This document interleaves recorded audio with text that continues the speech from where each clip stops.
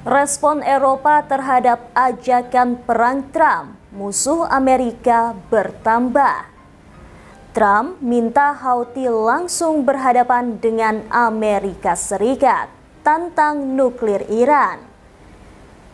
Cara Rusia pindahkan aset properti asing 28,7 miliar US dollar jadi milik negara. Israel kembali serang Gaza, Masjid Al-Aqsa diblokir, PBB mulai khawatir. Halo sahabat pojok, minggu ini kita akan menyajikan berita-berita terupdate, aktual, dan berbagi informasi menarik lainnya selama sepekan. Bersama saya Rosalina di program Resum Pojok Negeri Media.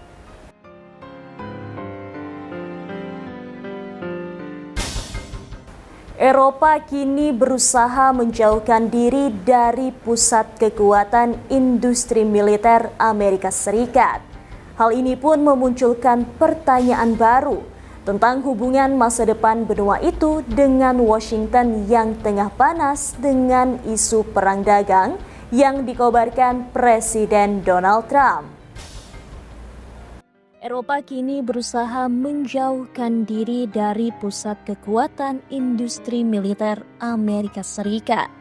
Hal ini pun memunculkan pertanyaan baru tentang hubungan masa depan benua itu dengan Washington yang tengah panas dengan isu perang dagang yang dikobarkan Presiden Donald Trump. Melansir Newsweek pada Selasa 18 Maret 2025, negara-negara Eropa saat ini tengah berjuang untuk menyesuaikan diri dengan pemerintahan Presiden Amerika Serikat Donald Trump yang telah mendefinisikan ulang kebijakan luar negeri Amerika Serikat selama beberapa dekade terhadap Eropa. Pejabat Eropa telah secara terbuka dan tertutup menyetujui tuntutan dari pejabat Trump untuk secara dramatis meningkatkan anggaran pertahanan dan melepaskan benua itu dari ketergantungan pada militer Amerika Serikat dan kemampuan produksinya yang tangguh. Pemimpin Eropa seperti Presiden Perancis Emmanuel Macron dan Perdana Menteri Inggris Keir Starmer telah berusaha untuk mengarahkan antara menutupi keretakan yang terbuka di seberang Atlantik dan mendukung upaya besar-besaran Eropa untuk berdiri sendiri tanpa dukungan Amerika Serikat. Macron mengatakan bahwa ia akan keluar dan meyakinkan sekutu-sekutunya di Eropa yang sudah terbiasa membeli produk Amerika untuk membelanjakan uang mereka pada teknologi kontinental sebagai gantinya. Sementara itu, Presiden Komisi Eropa Ursula von der Leyen meluncurkan sebuah rencana awal bulan ini dengan mengatakan hingga 870 miliar US dollar dapat didedikasikan untuk pertahanan di Uni Eropa. Namun, ada juga kekhawatiran yang berkembang mengenai apakah Amerika Serikat masih dapat diandalkan sebagai sekutu setia. Dan apakah membeli teknologi canggih Amerika masih merupakan keputusan terbaik bagi mayoritas anggota NATO? Menurut sebuah laporan yang dirilis oleh Stockholm International Peace Research Institute atau SIPRA, awal bulan ini, Amerika Serikat jauh merupakan eksportir senjata terbesar di dunia selama 4 tahun terakhir, yang mencapai 43% dari ekspor senjata global.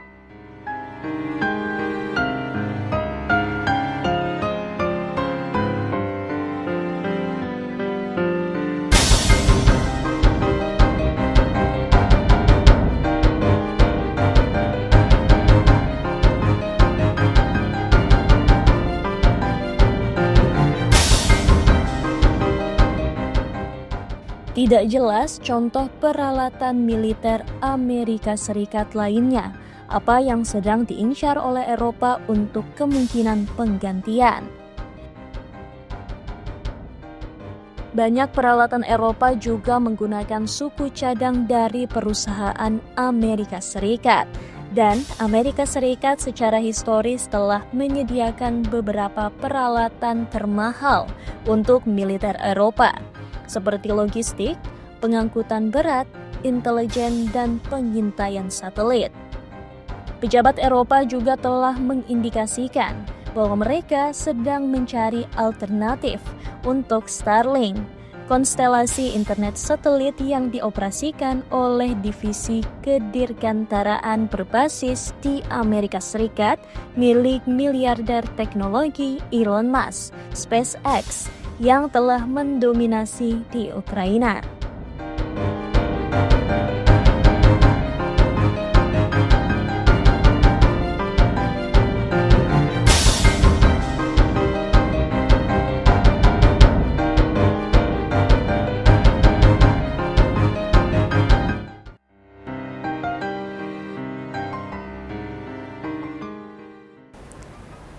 Ketegangan di Timur Tengah makin memuncak setelah Presiden Amerika Serikat Donald Trump mengeluarkan peringatan keras terhadap Iran.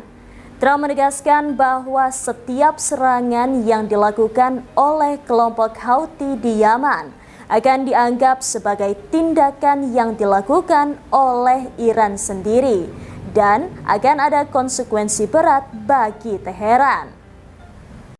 Ketegangan di Timur Tengah makin memuncak setelah Presiden Amerika Serikat Donald Trump mengeluarkan peringatan keras terhadap Iran. Trump menegaskan bahwa setiap serangan yang dilakukan oleh kelompok Houthi di Yaman akan dianggap sebagai tindakan yang dilakukan oleh Iran sendiri dan akan ada konsekuensi berat bagi Teheran.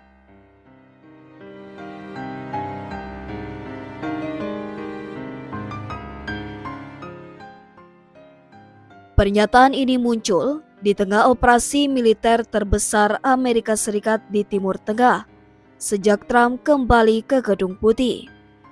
Serangan udara terbaru yang dilakukan oleh AS menargetkan kota pelabuhan Hodeidah di Laut Merah dan wilayah Al-Jauf di utara ibu kota Sanaa, menurut laporan dari stasiun televisi Houthi Al-Masirah TV. Pentagon mengungkapkan bahwa lebih dari 30 lokasi yang terkait dengan Houthi telah menjadi target serangan udara AS dengan tujuan menghentikan serangan kelompok itu terhadap kapal-kapal internasional di Laut Merah. Kepala juru bicara Pentagon, Sean Parnell, menegaskan bahwa tujuan serangan ini bukanlah untuk menggulingkan rezim Houthi, melainkan untuk menghentikan ancaman yang mereka timbulkan terhadap perdagangan global. Legend Alex Grynkewicz, Direktur Operasi di Joint Staff, menambahkan bahwa kampanye militer saat ini berbeda dengan yang dilakukan di bawah pemerintahan Presiden Joe Biden. Menurutnya, cakupan target kali ini lebih luas dan mencakup pakar drone senior Houthi. Sebaliknya, pemerintahan Biden tidak diketahui pernah menargetkan pemimpin senior Houthi secara spesifik. Sementara itu, Kementerian Kesehatan yang dikelola oleh Houthi melaporkan bahwa setidaknya 53 orang tewas dalam serangan udara AS. 5 anak dan 2 wanita termasuk di antara korban.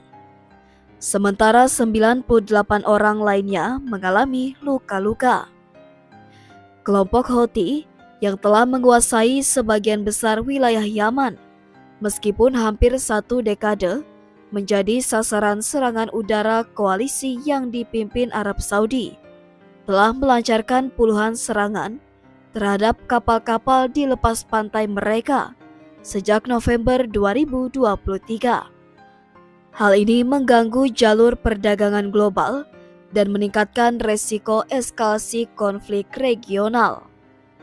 Seorang pejabat AS mengatakan kepada Reuters bahwa serangan udara ini dapat berlanjut selama beberapa minggu ke depan. Washington juga meningkatkan tekanan sanksi terhadap Iran dalam upaya membawa Teheran kembali ke meja perundingan terkait program nuklirnya. Pekan lalu, seorang pejabat Uni Emirat Arab menyampaikan surat dari Trump kepada Iran yang berisi usulan pembicaraan nuklir. Namun, pemimpin tertinggi Iran, Ayatollah Ali Khamenei, menolak proposal tersebut, menyebutnya sebagai tipu daya dari Washington. Juru bicara Kementerian Luar Negeri Iran, Esmail Baghai, mengatakan bahwa Teheran akan merespons surat tersebut setelah melakukan pengkajian penuh. Adapun kelompok Houthi mengklaim bahwa serangan mereka terhadap kapal-kapal di Laut Merah merupakan bentuk solidaritas terhadap rakyat Palestina di Gaza yang saat ini menjadi sasaran serangan Israel. Namun, Amerika Serikat dan sekutunya mengecam tindakan Houthi sebagai ancaman besar terhadap perdagangan global. Pemimpin Houthi, Abdul Malik al-Houthi, pada Minggu menegaskan bahwa kelompoknya akan terus menargetkan kapal-kapal AS di Laut Merah selama serangan AS terhadap Yaman berlanjut. Di bawah kepemimpinan Abdul Malik al-Houthi, kelompok yang awalnya merupakan gerakan pemberontakan kecil ini telah berkembang menjadi kekuatan militer dengan puluhan ribu pejuang dan persenjataan canggih, termasuk drone bersenjata dan rudal balistik. Arab Saudi dan negara-negara barat menuduh Iran memasok senjata kepada Houthi, meskipun Teheran membantah tuduhan tersebut. Dalam pernyataan terpisah pada Senin, juru bicara militer Houthi mengklaim bahwa kelompoknya telah melancarkan serangan kedua terhadap kapal induk AS USS Harry S. Truman di Laut Merah. Namun, klaim ini belum dapat diverifikasi secara independen. Houthi merupakan bagian dari Axis of Resistance, sebuah aliansi militan anti-Israel dan anti-Barat yang juga mencakup Hamas di Palestina dan Hizbullah di Lebanon, yang semuanya didukung oleh Iran.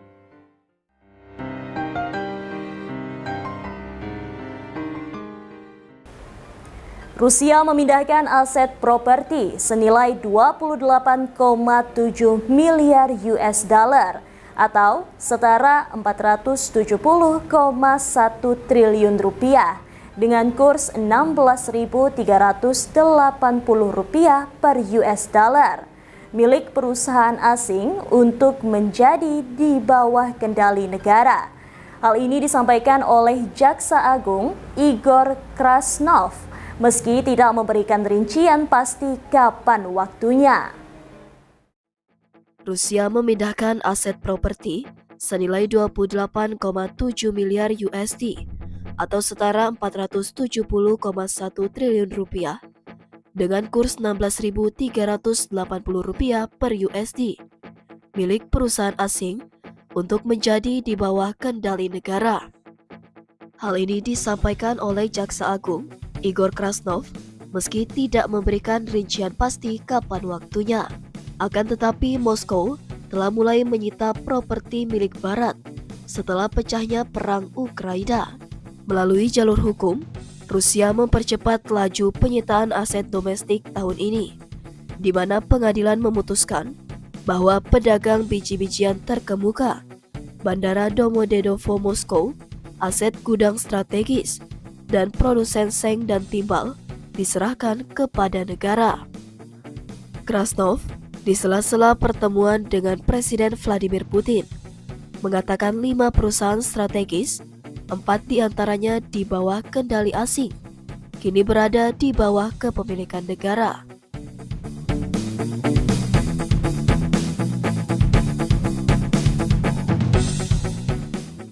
Diungkapkan olehnya bahwa pemilik perusahaan telah menarik keuntungan dari Rusia namun gagal berinvestasi dalam infrastruktur dan tidak membayar pajak secara penuh. Krasnov mengklaim hal itu tanpa menyebutkan nama perusahaan tertentu.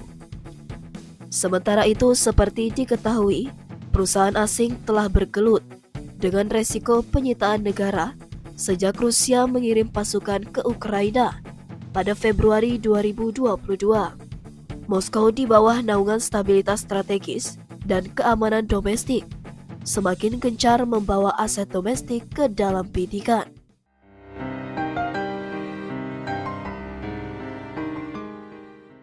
Situasi antara Israel dan Palestina terus memanas. Hal ini disebabkan langkah Israel yang kembali melakukan serangan besar-besaran ke Gaza, wilayah kantong pesisir Palestina, untuk menghabisi milisi Hamas. Situasi antara Israel dan Palestina terus memanas. Hal ini disebabkan langkah Israel yang kembali melakukan serangan besar-besaran ke Gaza, wilayah kantong pesisir Palestina, untuk menghabisi milisi Hamas. Padahal, sudah ada perjanjian gencatan senjata antara keduanya. Berikut perkembangan terbaru eskalasi itu, sebagaimana dirangkum beberapa sumber, Jumat 21 Maret 2025. 1. Israel blokir Masjid Al-Aqsa. Pihak berwenang Israel telah memberlakukan pembatasan terhadap warga Palestina yang akan sholat di Masjid Al-Aqsa untuk hari Jumat ketiga berturut-turut selama bulan Ramadan. Pasukan Israel di pos pemeriksaan Kalandia, sebelah utara Yerusalem Timur yang diduduki, memeriksa kartu identitas pribadi dan izin sholat, tetapi puluhan warga Palestina, meskipun memiliki dokumen yang diperlukan, dilaporkan dilarang untuk masuk. Warga Yamon di tepi barat yang diduduki Ibrahim Awad mengatakan kepada kantor berita Anadolu, "Saya tiba di pos pemeriksaan dan setelah mereka memeriksa identitas saya ditolak masuk tanpa alasan." Pada tanggal 6 Maret, Perdana Menteri Israel Benjamin Netanyahu menyetujui pembatasan yang lebih ketat bagi warga Palestina yang ingin mengakses Masjid Al-Aqsa pada hari Jumat selama bulan Ramadan. Berdasarkan pembatasan baru tersebut, hanya pria berusia di atas 55 tahun, wanita berusia di atas 50 tahun, dan anak-anak berusia di bawah 12 tahun yang akan diizinkan memasuki Masjid Al-Aqsa. Keputusan tersebut bertepatan dengan serangan harian yang terus dilakukan oleh ratusan pemukim Israel ke kompleks tersebut. 2. PBB cemas prospek Gaza. Sam Ross, Direktur Perencanaan di Badan Bantuan PBB untuk Pengungsi Palestina atau UNRWA, mengatakan situasi di Gaza sangat memprihatinkan karena kini menghadapi pengurangan besar dalam penyaluran pasokan bantuan.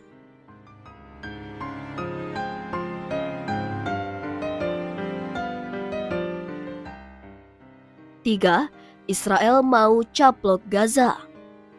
Menteri Pertahanan Israel, Katz, mengatakan Israel akan merebut tanah Gaza sampai Hamas setuju untuk membebaskan semua tawanan yang masih ditahan di jalur Gaza.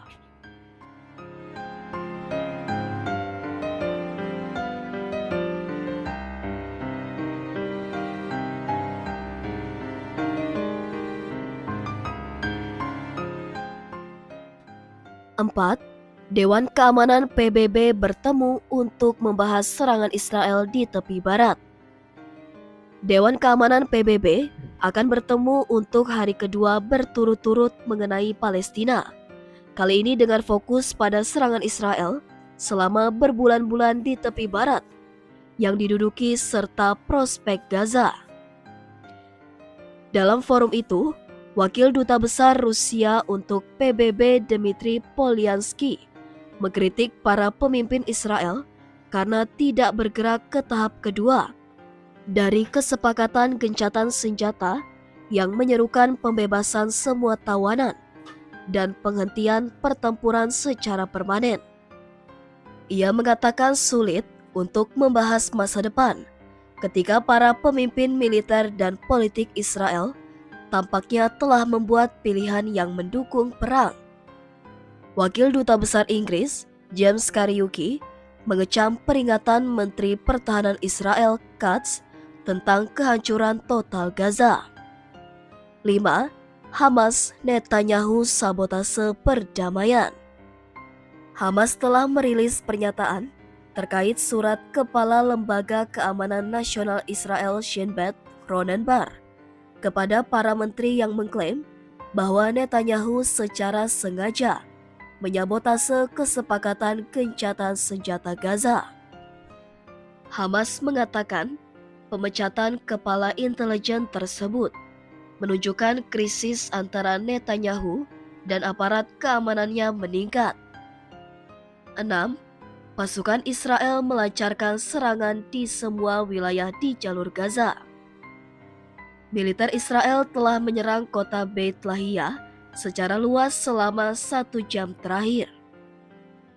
Orang-orang terbangun karena suara ledakan dan tank-tank Israel bergerak mendekati wilayah permukiman. Situasi yang sama terjadi di kota Rafah di Gaza Selatan, yang menunjukkan bahwa pasukan Israel beroperasi di lingkungan Shabora. Pasukan Israel juga disebutkan telah maju ke lingkungan Tal As-Sultan yang berada di sisi barat kota Rafah. 7. UCLA digugat atas serangan terhadap pengunjuk rasa pro-Palestina. University of California, Los Angeles atau UCLA sedang digugat oleh sekelompok pengunjuk rasa pro-Palestina atas serangan oleh pendukung pro-Israel selama puncak protes kampus AS pada tahun 2024. 35 penggugat pro-Palestina yang meliputi aktivis, mahasiswa, anggota fakultas, pengamat hukum, jurnalis, dan simpatisan menuduh UCLA serta polisi gagal melakukan apapun untuk melindungi mereka selama serangan massa. Menurut gugatan yang diajukan ke Pengadilan Tinggi Los Angeles, penggugat mencatat serangan itu terjadi selama berjam-jam, disiarkan langsung di TV dan di depan keamanan kampus dan kepolisian Los Angeles. Itu tadi berita terhangat selama sepekan ini. Nantikan berita lainnya di web kami di pojoknegeri.com dan di channel YouTube Pojok Negeri Media. Jangan lupa untuk komen, like, dan subscribe channel kami. Kami undur diri, sampai jumpa di Resum pekan depan.